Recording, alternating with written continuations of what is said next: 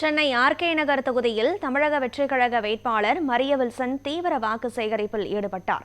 பட்டேல் நகர், சஞ்சய் காந்தி நகர், வினோபா நகர் உள்ளிட்ட பகுதிகளில் வீதி வீதியாக சென்று மக்களிடம் ஆதரவு கோரினார்.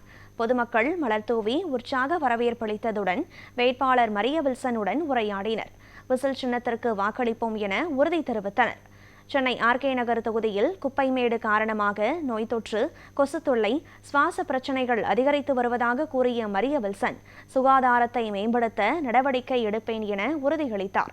மேலும் சுத்தமான காற்று, சுகாதாரமான குடிநீர், மழைநீர் தேக்கம் நீக்கம், சாலை மற்றும் கழிவுநீர் வசதிகள் மேம்படுத்தப்படும் எனவும் அவர் வாக்குறுதியளித்தார்.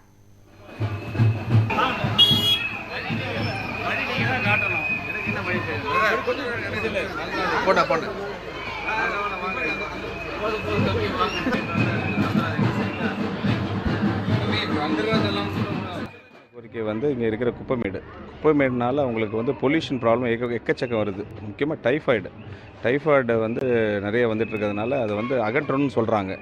அது எந்த அரசு வந்தாலும் அதை பற்றி எதுவுமே இனிஷியேட்டிவ் எடுத்ததில்லை. அதனால் அவங்களுக்கு ரொம்ப கஷ்டப்படுறாங்க. அது நைட்டில் அவங்களாம் தூங்க முடியல.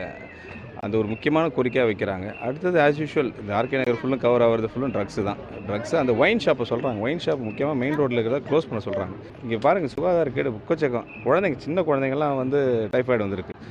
அதை பற்றி ரொம்ப கஷ்டப்பட்டு சொன்னாங்க. எது க்ளீன் வாட்டர் இல்லை, க்ளீன் ஏர் இல்லைன்னா அவங்க எப்படி வாழ்வாங்க?